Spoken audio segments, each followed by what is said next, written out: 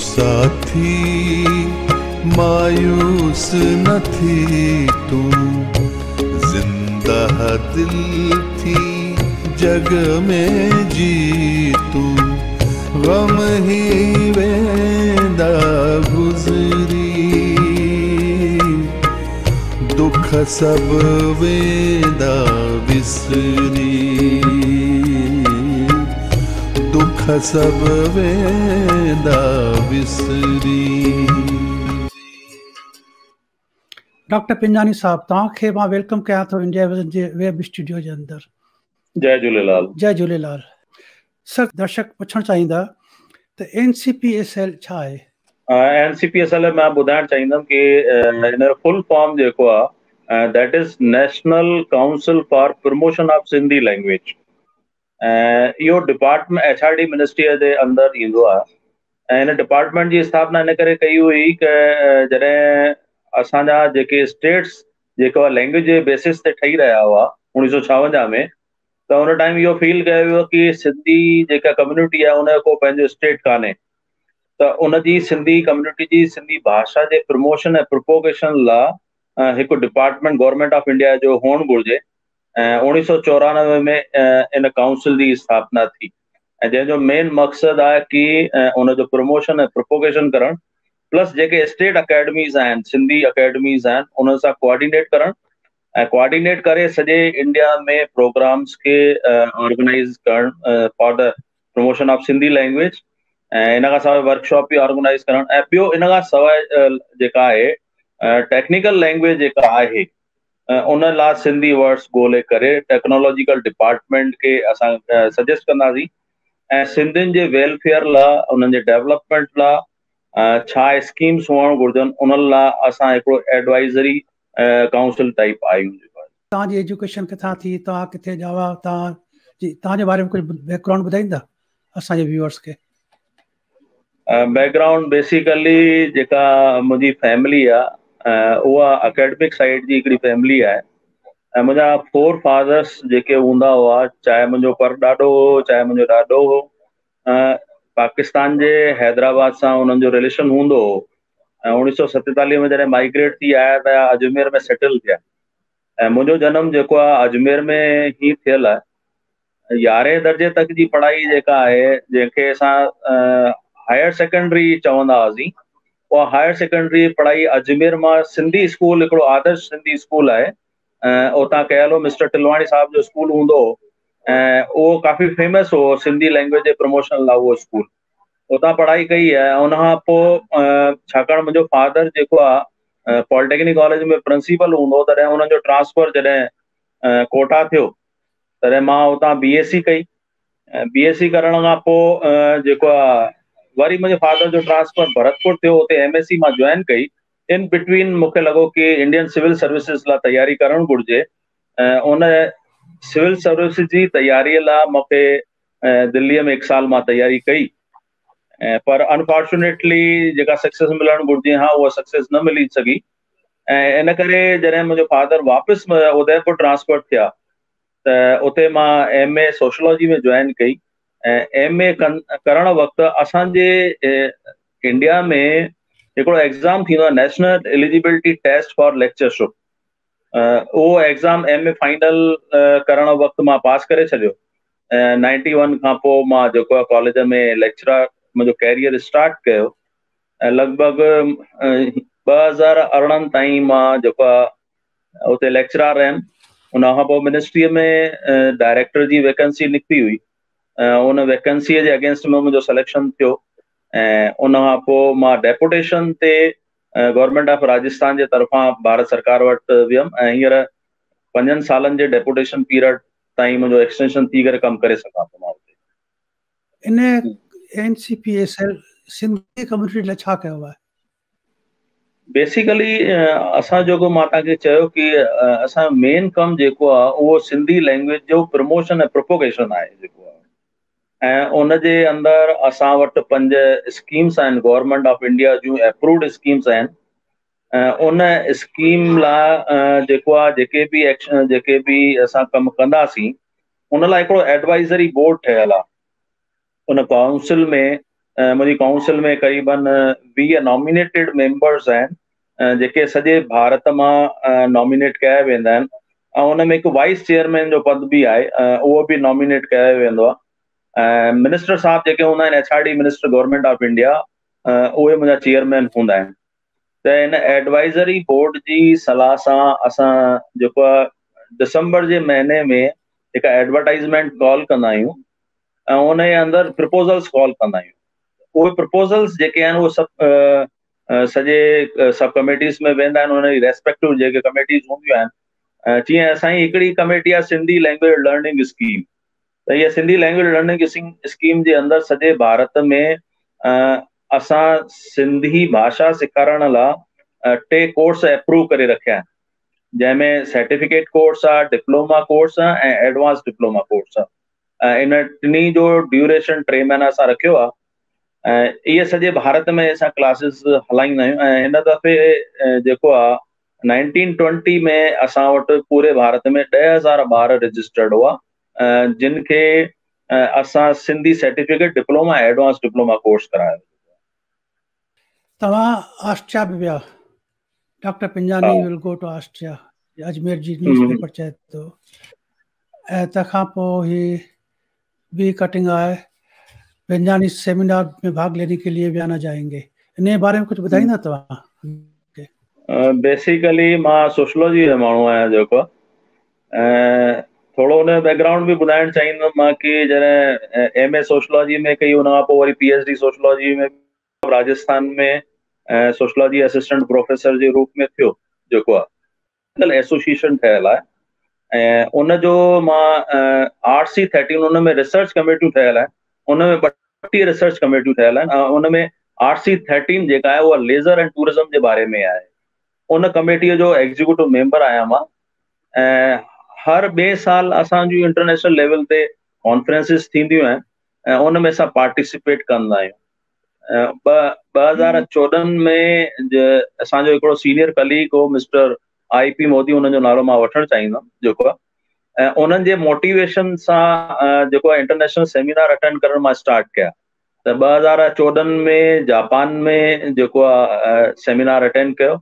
उन खां पोइ वरी 2016 में जेका तव्हां ॻाल्हि करे रहिया आहियो कि ऑस्ट्रिया में उहा कॉन्फ्रेंस मां अटेंड कई जेको आहे।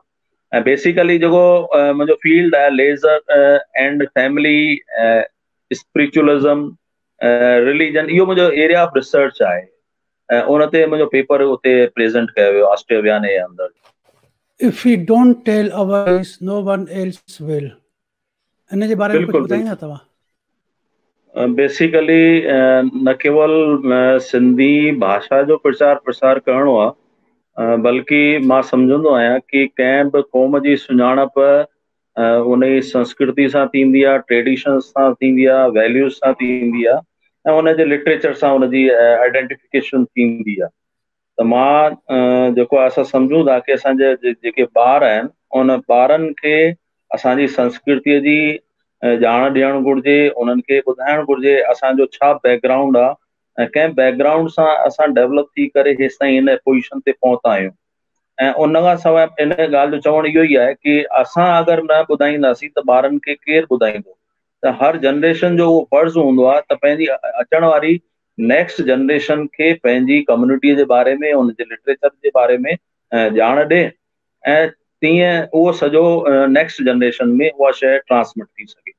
त इहे इन संदर्भ में ॻाल्हि चई वई आहे। ऐं इन रेफरेंस में बि असांजी सिंधी काउंसिल जेका आहे, जंहिं काउंसिल में मां डायरेक्टर आहियां, असां पूरे इंडिया में डिफरेंट प्रोग्राम्स ऑर्गेनाइज़ कंदा आहियूं। उन में सेमिनार्स बि हूंदा आहिनि, वर्कशॉप बि हूंदा आहिनि जेके लिटरेचर सां बि रिलेटेड हूंदा आहिनि, असांजे ट्रेडिशन सां, असांजा फोक डांसिस आहिनि जेके आहिनि उन जे बारे में बि प्रोग्राम्स कया वेंदा आहिनि। ऐं हींअर रिसेंटली मां हिकिड़ो ॿियो ट्रेडिशन स्टार्ट कयो आहे कि वर्कशॉप स्टार्ट कया आहिनि त भई पोएट्री राइटिंग कीअं थियणु घुरिजे, स्टोरी राइटिंग कीअं थियणु घुरिजे, असांजा फोक डांसिस में कहिड़ा कहिड़ा कंटेंट आहिनि, उहे सभु ॼाण ॾियण लाइ इहे प्रोग्राम्स बि असांजी NCPSL जे तरफ़ां ऑर्गेनाइज़ पूरे भारत में कया विया आहिनि।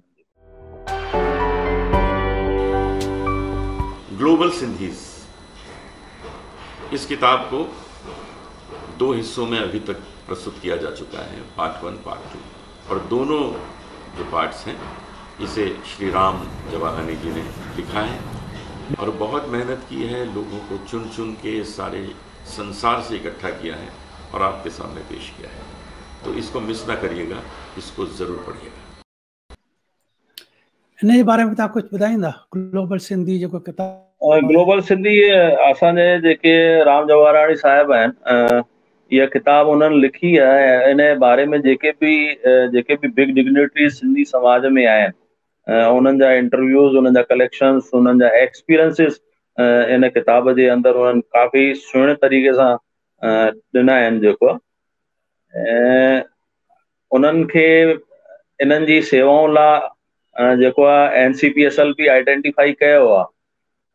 जंहिं तरीक़े सां उहे जेको आहे उन्हनि यूट्यूब ते बि उन्हनि जा काफ़ी इंटरव्यूज़ आहिनि। इन खां सवाइ सिंधियत जे वाधारे लाइ उन्हनि सहयोग फाउंडेशन जे थ्रू सिंधी अवार्ड्स बि स्टार्ट कया हुआ। त तमामु उन्हनि जो सुठो कमु आहे। इन किताब जे ज़रिए उन्हनि बिग डिग्निटरीज़ जा उन्हनि जा एक्सपीरियंस उन्हनि ॿियनि सॼे पब्लिक डोमेन में खणी आया आहिनि जेको आहे। ऐं हिन दफ़े NCPSL में 2 लाइफ टाइम अचीवमेंट अवार्ड्स थींदा आहिनि, जंहिंमें हिकु अवार्ड जेको आहे साहित्यकार सम्मान थींदो आहे, जेको स्पेसिफिक लिटरेरी फील्ड में ॾिनो वेंदो आहे। ऐं ॿियो हिकिड़ो सम्मान आहे साहित्यकार रचना सम्मान, जंहिंमें असां 5 लख जी अवार्ड राशि ॾींदा आहियूं।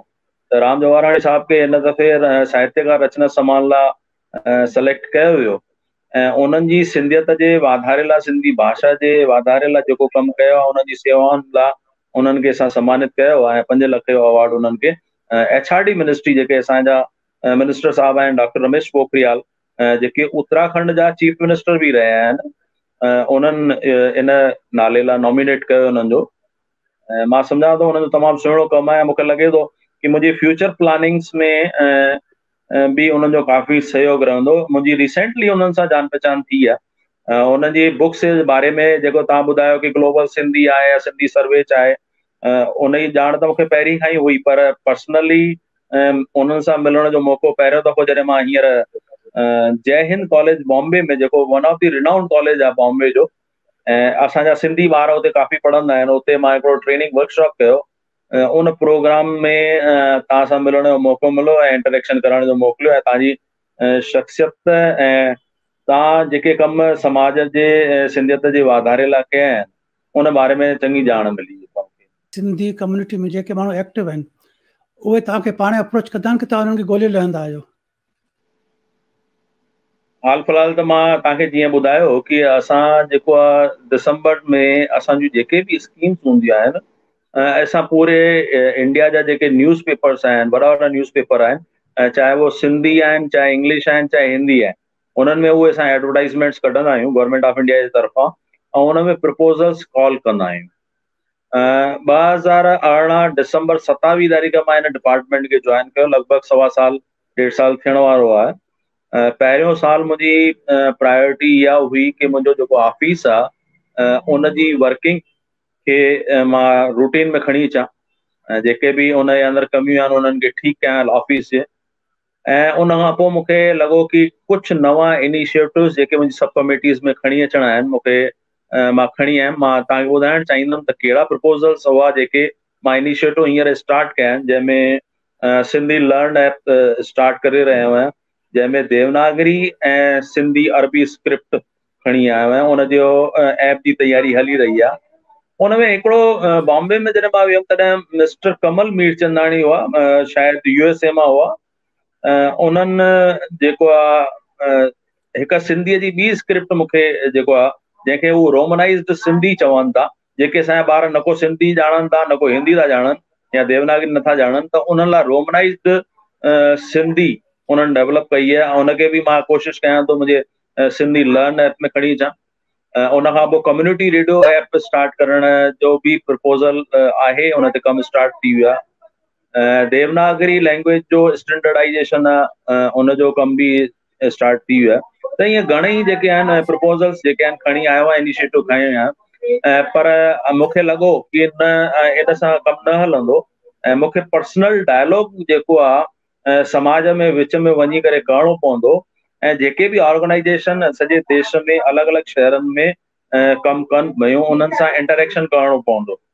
उन ई कड़ीअ में मां जेको आहे हींअर जेको आहे रायपुर में हिकु सिंधी चेयर रायपुर यूनिवर्सिटी जे अंदरि एस्टेब्लिश कई, जेका असांजा युधिष्ठिर लाल संत आहिनि उन्हनि जो 7वीं पीढ़ी जा जेके संत हुआ, संत सिरदाराम साहिब। त संत सिरदाराम साहिब सिंधी चेयर रायपुर यूनिवर्सिटी, जेका पंडित रविशंकर शुक्ला यूनिवर्सिटी आहे, it is the biggest and oldest university of the Chhattisgarh. उते सिंधी चेयर एस्टेब्लिश कई आहे। ईअं ई मूंखे मुंबई जे समाज सां जेको इंटरेक्शन करण लाइ हींअर मां जय हिंद कॉलेज आहे ऐं Hyderabad Sindh national collegiate board आहे, उते मिस्टर पंजवाणी साहब आहिनि, मनसुखाणी साहब आहिनि, निरंजन हीरानंदाणी साहब आहिनि, बॉम्बे टीचर्स ट्रेनिंग कॉलेज आहे, उन्हनि सां इंटरेक्शन कयां पियो। त हाणे मां ऑफिस मां निकिरी करे समाज में वञा पियो ऐं ॾिसां पियो भई जेके समाज में सुठो कमु कनि पियूं उन्हनि सां मुंहिंजे डिपार्टमेंट जो कीअं कोऑर्डिनेशन करणु घुरिजे ऐं गवर्नमेंट ऑफ इंडिया जा जेके नॉर्म्स आहिनि, उन रूल्स रेगुलेशन आहिनि, उन रूल्स रेगुलेशन में वञी करे कीअं सिंधियत जे वाधारे लाइ कमु करे सघिजे थो, इहो कमु स्टार्ट कयो आहे। त हाणे रेसिप्रोकल थी वियो आहे, मां प्रपोज़ल बि कॉल करे रहियो आहियां ऐं समाज सां इंटरेक्शन करे ऐं समाज सां मिलण जी कोशिशि बि करे रहियो आहियां। मुंहिंजो जेको ऑफिस आहे उहो RK पुरम में आहे ऐं हीअ जेको आहे हीअ मीटिंग आहे जेका एग्जीक्यूटिव बोर्ड जी मीटिंग थींदी आहे असांजी, जेके बि अल्टीमेटली प्रपोज़ल्स असां वटि ईंदा आहिनि उहे प्रपोज़ल्स सभु एग्जीक्यूटिव में वेंदा आहिनि ऐं उन एग्जीक्यूटिव में असांजा मिनिस्टर साहब वेंदा आहिनि ऐं जंहिंसां हींअर मां जेको आहे स्टैंडिंग बीठो आहियां मां ऐं उन्हनि खे कुझु सम्झाए रहियो आहियां। त ही असांजा मिनिस्टर साहब आहिनि, HRD minister government of India जा, डॉक्टर रमेश पोखरियाल निशंक, ऐं बेसिकली ही बि पोइट आहिनि, 40 खां वधीक किताबूं लिखी चुका आहिनि।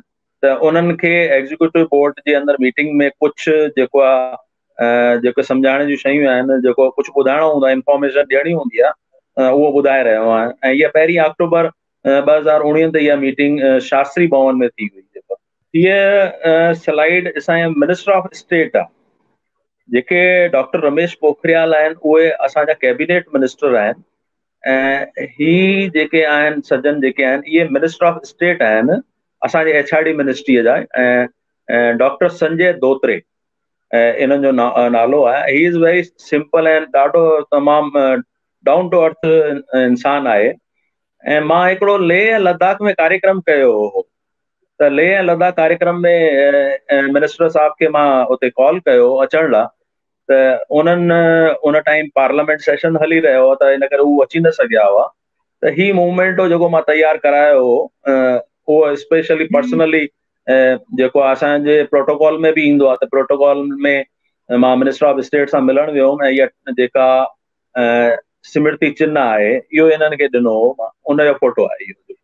हीअ एग्जीक्यूटिव बोर्ड जी मीटिंग आहे, मिनिस्टर साहब खे मां ब्रीफ करे रहियो आहियां। एग्जीक्यूटिव बोर्ड में असांजो जेको एजेंडा हूंदो आहे त उन एजेंडा जे बारे में ब्रीफ करे रहियो आहियां। हिन स्लाइड जो जेको नातो आहे उहो अजमेर शहर सां आहे जेको आहे। ऐं हिते डायरेक्टर जे रूप में ज्वाइन करण खां पहिरीं बि मां समाज में एक्टिव आहियां। मां त बेसिकली सोशलॉजी जो माण्हू आहियां, त घणेई ऑर्गेनाइजेशन जो मेंबर बि आहियां, उन में कमु बि कंदो आहियां। हिन में जेके असां सां गॾु चेयर ते वेठा आहिनि उहे मुंहिंजी कमेटी जा मेंबर आहिनि, जंहिंमें डॉक्टर सुरेश बबलाणी साहब मुंहिंजे पासे में वेठा आहिनि ऐं उन्हनि जी वाइफ बि वेठी आहे। असां जेके सिंधी ॿार आहिनि उन्हनि खे IAS जी तयारीअ लाइ असां मोटिवेट कयासीं ऐं सिंधी सब्जेक्ट पढ़ाइण जी तयारी अजमेर शहर में कराई हुई। त ही जेके ॿार आया आहिनि उहे IAS जी तयारी सिंधी सब्जेक्ट जे थ्रू कनि पिया। ऐं असां प्रेम प्रकाश आश्रम उते आहे अजमेर में, उते मुंहिंजो स्टूडेंट बि हूंदो, त उन्हनि वटि रहण जी व्यवस्था कई ऐं गॾु में गॾु हिननि खे क्लासिस जे थ्रू सिंधी सब्जेक्ट पढ़ायूं पिया। उनजो हिकिड़ो फोटोग्राफ आहे जेको आहे। तव्हां ॻाल्हि कई अजमेर जी, तव्हांखे शायदि ख़बर न आहे मां बि अजमेर मां आहियां। अच्छा बढ़िया। तंहिंखां पोइ मां जोधपुर मूव थियुसि। अजमेर में लॻभॻि अॼु जी डेट में 2 लख सिंधी आहिनि ऐं असां वटि हिकिड़ो MLA बि सिंधी आहे, उनजो नालो प्रोफेसर वासुदेव देवनानी आहे, जेके असांजा अजमेर नॉर्थ जा, अजमेर में 2 जेके विधानसभा जूं असेंबली जूं सीट्स आहिनि, हिकु नॉर्थ आहे हिकु साउथ आहे। त नॉर्थ सीट जेका आहे उहा उन ते जेके MLA साहब आहिनि उहे प्रोफेसर वासुदेव देवनानी साहब आहिनि, ऐं प्रोफेसर वासुदेव देवनानी साहब जो संबंध मुंहिंजे फादर सां रहियो आहे। मुंहिंजा फादर जॾहिं उदयपुर में पॉलिटेक्निक कॉलेज में प्रिंसिपल हूंदा हुआ, तॾहिं देवनानी साहब उते लेक्चरार हूंदा हुआ इलेक्ट्रिकल इंजीनियरिंग जा। उन्हनि सां पारिवारिक संबंध रहियो उन 3 सालनि जे पीरियड में जॾहिं असां उदयपुर में रहियासीं। अजमेर में हींअर उहो कमु करे रहिया आहिनि। जेको अजमेर जे बारे में ॿुधाईंदो, अजमेर में चेटीचंड कीअं मल्हाईंदा आहिनि? अजमेर में चेटीचंड तमामु, हिन दफ़े त कोरोना जे करे न मनाए सघिया, पर चेटीचंड तमामु सुहिणे नमूने सां मां सम्झां थो कि पूरे भारत में अगरि सभिनि खां वॾो को जलूस निकिरंदो हूंदो उहो अजमेर जो निकिरंदो आहे। ऐं क़रीबन उन में 100 खां वधीक झांकियूं हूंदियूं आहिनि। असांजे उन में बि उन सां बि मां जुड़ियल रहियुमि। उन में जेके जलूस के सॼो प्रोग्राम ऑर्गेनाइज़ कंदा हुआ, असांजा उहे पहिरीं पार्षद रहिया आहिनि ऐं बीजेपी सां जुड़ियल आहे जयकिशन पारवाणी साहब। जयकिशन पारवाणी साहब जेको असांजूं इहे झांकियूं निकिरंदियूं आहिनि उनजे एवेल्यूशन जो कमु, उन्हनि खे प्राइज़ ॾींदा आहियूं असां जेको आहे झांकियुनि खे। त जेके 1st, 2nd ऐं 3rd स्टैंड कंदियूं आहिनि झांकियूं, उन्हनि खे असां अवॉर्ड कंदा आहियूं। ऐं उन्हनि जो एवोल्यूशन जो कमु जेको आहे उहो मूंखे ॾिनो वेंदो आहे जेको आहे। अच्छा, जोधपुर जे बारे में ॿुधायो कुझु। जोधपुर में काफ़ी मतिलबु मुंहिंजो एतिरो वधीक संपर्क न रहियो, पर मुंहिंजे फादर जी पोस्टिंग उते जोधपुर में रही। ऐं जोधपुर में मुंहिंजा father board of technical education जेका आहे उनजा जॉइंट डायरेक्टर बि रहिया ऐं रजिस्ट्रार बि रहिया। ऐं जोधपुर सां स्पेशली मुंहिंजो नातो इन रूप में आहे कि जोधपुर यूनिवर्सिटी मूंखे घणेई मीटिंग्स में कॉल कंदी आहे। ऐं उते जेके हेड ऑफ डिपार्टमेंट आहिनि KN व्यास साहब जेके आहिनि, या जेके वाइस चांसलर हुन टाइम राठौड़ साहब हूंदा हुआ, या नेक्स्ट जेके वाइस चांसलर थिया, उन्हनि सां मुंहिंजा सुठा रिलेशन रहिया आहिनि। त जोधपुर में मीटिंग्स में जनरली बोर्ड ऑफ स्टडीज़ में या सोशलॉजी जे सेमिनार्स में मूंखे वञण जो मौक़ो मिलंदो आहे। ऐं मुंहिंजे फादर जा बि काफ़ी सुठा रिलेशन्स आहिनि उते सिंधी समाज सां बि। असांजो हिकिड़ो मेंबर आहे लक्ष्मण खेतानी, जंहिंजी जोधपुर हॉस्पिटल जे नाले सां फेमस आहे। त लक्ष्मण खेतानी साहब सां मुंहिंजा तमामु सुठा रिलेशन आहिनि। ऐं उहे वासुदेव देवनानी जेके प्रोफेसर आहिनि उन्हनि जा सेण आहिनि। त असांजे राष्ट्रीय सिंधी भाषा विकास परिषद जा उहे एग्जीक्यूटिव मेंबर बि आहिनि। त हरदम डेवलपमेंट ऐं प्रोग्रेस जे बारे में उन्हनि जो सहयोग मूंखे मिलंदो रहंदा आहिनि ऐं ॾाढा पॉज़िटिव आहिनि। त इन करे जोधपुर सां मुंहिंजो स्पेशली संबंध बि रहियो आहे जेको आहे। ही मां जॾहिं गवर्नमेंट कॉलेज में लेक्चरार हूंदो हुउमि, समाज लाइ त कमु करण जो शौक़ु आहे, ॿारनि सां बि मिली जुली करे हलण जो शौक़ु आहे। सोशलॉजी में हिकु पेपर जेको थींदो आहे जेको रिसर्च मेथडोलॉजी सां जुड़ियल हूंदो आहे। पेपर में असां जेको आहे हिननि खे ॿारनि खे विज़िट कराईंदा आहियूं। त ही माउंट आबू में ब्रह्म कुमारी सेंटर जेको आहे उतां जो ही स्टूडियो जो फोटो आहे। हीअ उते मां ॿारनि खे पंहिंजे ॿारनि खे वठी वियुमि ऐं स्पिरिचुअलिटी जे बारे में उन्हनि खे नॉलेज मिले ऐं कीअं समाज में कमु करणु घुरिजे, कीअं पॉज़िटिविटी पंहिंजी लाइफ में अचणु घुरिजे। उन लाइ हिननि ॿारनि सभिनि ॿारनि खे पाण सां गॾु वठी वियुमि। इहे MA जा ॿार आहिनि, MA फाइनल ऐं प्रीवियस जा ॿार आहिनि। ऐं दादी जानकी, दादी हृदय मोहनी ऐं उन्हनि सां बि काफ़ी मां जुड़ियल रहियो आहियां। त मां सोचियो कि छो न असांजी यंग जनरेशन खे उन्हनि सां मां मिलायां ऐं उन्हनि जा कुझु पॉज़िटिव वाइब्रेशन्स हिननि ॿारनि में अची सघनि। त ही उते मधुबन जो फोटो आहे ऐं आबू रोड में जेको हिननि जो आश्रम आहे उते ही फोटो कढायो वियो आहे। स्टूडियो जे अंदरि आहे ऐं जेको हुनजो मेन हॉल आहे उते इहो फोटो कढायो।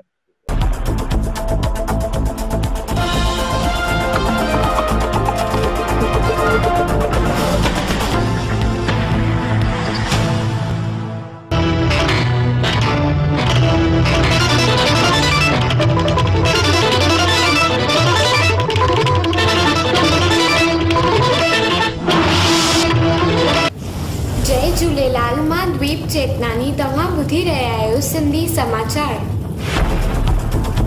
हाणे रोबोट खणी वेंदो मरीज़नि लाइ खाधो ऐं दवाऊं। हाणे दिल्ली मेट्रो भी जल्द पकड़ींदी रफ़्तार। कोरोना ॾेखारे छॾियो त तव्हां हिन स्लाइड न्यूज़ ॾिसी करे तव्हां ख़्यालु अचे दिलि में? बेसिकली हिकु अहमदाबाद में जेको आहे मूंखे फ़ोन आयो ऐं उन्हनि ही न्यूज़ चैनल मूंखे मोकिलियो, यूट्यूब चैनल आहे इहो जेको आहे, ऐं उन जे बारे में मूंखे हिननि ॻाल्हि कई की असांजो सिंधी न्यूज़ चैनल आहे यूट्यूब ते, ऐं कुझु फाइनेंशियल हेल्प लाइ मूंखे फ़ोन कॉल कयो वियो हो जेको आहे, ऐं रेगुलर उहो अची रहियो आहे। ऐं मां पाण उहो सोचियो पिए की with in rules and regulations government of India जा जेके नॉर्म्स आहिनि उन में कीअं मां फाइनेंशियल इन्हनि खे हेल्प करे सघां थो, या चाहे न्यूज़ पेपर्स आहिनि उन्हनि खे कीअं मां प्रमोट करे सघां थो, त जेके चैनल्स आहिनि जेके सिंधियत जे वाधारे में कमु करे रहिया आहिनि उहे सर्वाइव करे सघनि, त उहो हिकिड़ो न्यूज़ चैनल इहो क्लिक हो। हाणे मुंहिंजो तव्हां खां सुवाल इहो आहे, हिन न्यूज़ चैनल कंटेंट त कुझु आहे ई कोन, 7 मिंट जी न्यूज़ आहे, तंहिंमें 3.5 मिंट त खाली लोगो आहे संदसि कंपनी जो, तंहिंखां पोइ कंटेंट कुझु आहे कोन, खाली हेडलाइंस आहिनि, इन मां सिंधियुनि खे कहिड़ो समाचार वेंदो? न समाचार छा मिलंदो उहो त मां नथो सम्झां जेको, छाकाणि मुंहिंजो त रिलेशन आहे भाषा सां, त छा उन सां भाषा जो वाधारो थींदो। उन्हनि चयो कि जेका हीअ न्यूज़ रीडर आहे उहा जेका शायदि 14-15 साल जी या 10हों दर्जो पढ़ंदी आहे, त मां सम्झो कि उहा जॾहिं इहा न्यूज़ चैनल समाज ताईं वेंदो त कुझु ॿारनि खे मोटिवेशन मिली सघे थो। पर मां जीअं तव्हांखे पहिरीं ॻाल्हि मां चई कि हथ जेको आहे, मां ज़रूरु हिन पोस्ट ते वेठो आहियां डायरेक्टर जी, पर हथ ॿधल आहिनि, norms and rules and regulations हूंदा आहिनि, ऐं विदिन नॉर्म्स जे अंदरि असां ॾिसंदा आहियूं कि कीअं असां हुनखे हेल्प ॾिसी सघूं था, हुन कंटेंट एनालिसिस थींदो आहे, उनजो वेटेज बि थींदो आहे, उहो सभु एग्ज़ामन थींदा आहिनि, उन खां पोइ असां कंहिं प्रकार जी हेल्प करण जी स्थिति में हूंदा आहियूं। पर असांजा जेके सिंधी भाउर हूंदा आहिनि ऐं उत्साही काफ़ी हूंदा आहिनि, ऐं उन्हनि खे एतिरी ॼाण न आहे नॉर्म्स एंड रूल्स रेगुलेशन जी, उहे ठीकु आहे कॉन्टेक्ट कंदा आहिनि, ऐं मां कॾहिं मना बि न कंदो आहियां, ऐं मां बि ॾिसंदो आहियां कि छा मां करे सघां थो। त आहिनि काफ़ी स्कोप आहे कि इन में कुझु चेंजिस थी सघनि था, ऐं इन लाइ मां इहा कोशिशि बि करे रहियो आहियां न कि जेको आहे स्टूडियो मैनेजमेंट, जेको आहे वॉइस मॉड्यूलेशन आहे, इन टाइप जा वर्कशॉप्स ऑर्गेनाइज़ कयां, ताकि जेके अकेडमिक फील्ड में सिस्टमेटिक जेके वर्कशॉप थींदा आहिनि उन्हनि जे बारे में सिंधी समाज खे ॼाण मिली सघे कि कीअं सिस्टमेटिक तरीक़े सां कमु कयो वेंदो आहे ऐं उनखे रूल्स रेगुलेशन खे फॉलो कंदे। थीम है वो काफी शिफ्ट हो गई है पार्टीशन से, और सब रोमांटिक हो रहा है। दिया है ये कहाँ से दिया है, रब जी इबादत करे। तव्हां में नोट कयो हूंदो त राइट हैंड साइड में लोगो लॻल आहे BBC, ऐं लेफ्ट हैंड साइड में लोगो लॻल आहे BBC उर्दू या पाकिस्तान BBC तां उन्हनि जो हिकिड़ो पर्टिकुलर प्लेटफॉर्म ठहियल आहे। राइट, त मुंहिंजो पुछण जो सुवाल इहो आहे त BBC उर्दू सेक्शन जेको आहे, BBC त लंडन जी कंपनी आहे, उहे कॾहिं चोरी कोन कंदा आहिनि, कॉपीराइट जो फॉलो कंदा आहिनि, त कीअं ॾिसो था भाई हीअ BBC उर्दू सेक्शन पाकिस्तान में मुंहिंजी फिल्म जी क्लिप ॾेखारी अथनि ऐं हिनखे मेंशन कोन कयो अथनि भाई कहिड़ी फिल्म जी क्लिप आहे कहिड़ी न आहे, they just try to pretend कि हीअ पाकिस्तानी फिल्म आहे, ऐं इनखे कीअं रोके सघिजे थो? ही ॾिसो BBC उर्दू आहे सेक्शन, ऐं हीअ बि ॾिसंदा हिते BBC जो आहे, त इनखे कीअं रोके सघिजे थो? जहां तक जेको आहे असांजे भारत जी ॻाल्हि कंदे असां वटि प्रसार भारती आहे ऐं department of information and bureau आहे, जंहिंखे कंप्लेंट करे सघिजे थी कि जेको आहे हीउ कंटेंट जेको आहे विदाउट जेको आहे रेफरेंस जे शो कयो विया, त जेके बि लीगल एक्शन्स थी सघनि था उहो थी सघनि था हुन मथां जेको। तंहिंखां पोइ तव्हां कुझु नोट कयो हूंदो सिंधी चैनल्स जेके बि हिंदुस्तान में आहिनि, चाहे कहिड़ा बि हुजनि, जीअं रेडियो सिंधी आहे या जेके बि चैनल्स आहिनि, सभु ॾिसो सभई कंटेंट जेको हिक ॿिए जो लॻाइनि था बिना अथॉरिटी जे, बिना परमिशन जे, इनखे कीअं रोकिजे?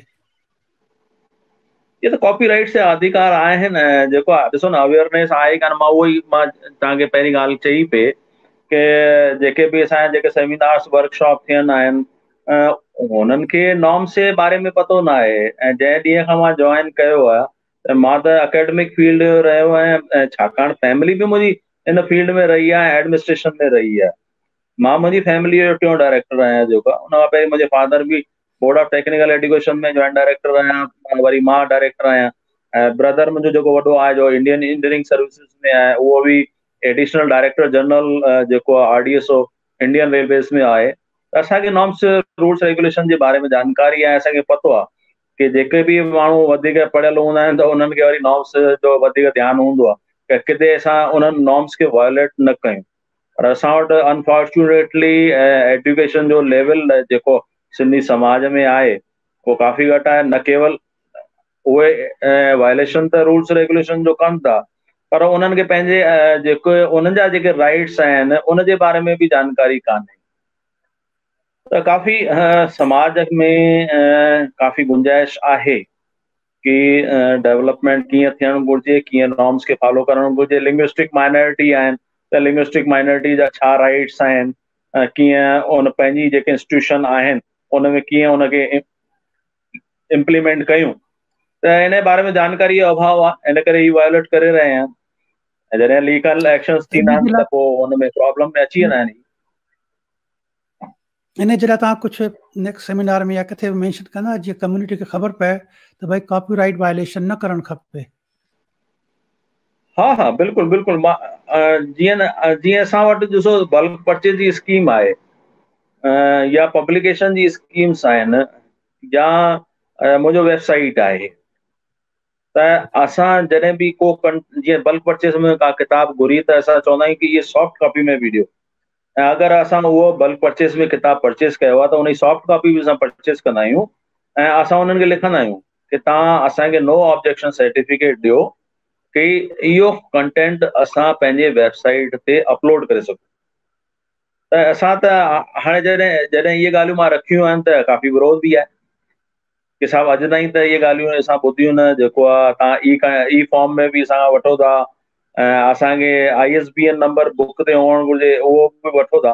त नेचुरल आहे जॾहिं असां चेंजिस खणी ईंदासीं। असांजो प्राइम मिनिस्टर जेको नरेंद्र मोदी आहे काफ़ी नवां इनिशिएटिव देश में खणी आयो आहे, पर छाकाणि त अनसिस्टमेटिक तरीक़े सां 70 साल देश हलंदो रहियो, रूल्स रेगुलेशन जो वायलेशन थींदो रहियो त हलंदो रहियो।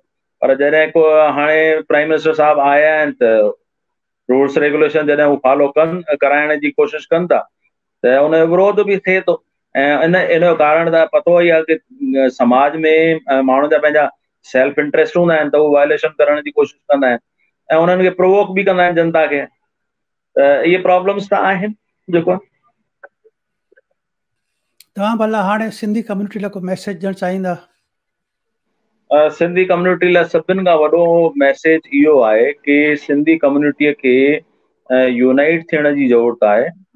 असांखे इन ॻाल्हि जी कोशिशूं करणियूं आहिनि कि वधीक में वधीक असां पढ़ाई कयूं ऐं उन्हनि जे थ्रू असां पंहिंजे राइट्स जेको आहिनि उन जे बारे में अवेयरनेस अचे ऐं कोई बि असांजी डिमांड्स आहिनि जेको असां डेवलपमेंट चाहियूं था हिकु कॉमन प्लेटफॉर्म ते अची यूनाइट तरीक़े सां असांखे एफर्ट्स करणु घुरिजनि विदाउट एनी डिफरेंसिस साइड में रखणा आहिनि। पहिरीं कम्युनिटीअ जो ऑब्जेक्ट रखिणो आहे, उनजे डेवलपमेंट जी ॻाल्हि रखणी आहे ऐं तॾहिं असांजो सिंधी समाज अॻियां तरक़ी करे सघंदो। थैंक यू डॉक्टर पिंजानी साहब, तव्हां मूंखे टाइम ॾिनो, तव्हांजो बहुत बहुत धन्यवाद। जय झूलेलाल। जय झूलेलाल।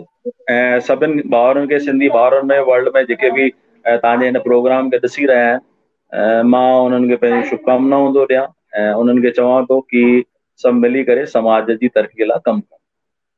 जय झूले। Thank U.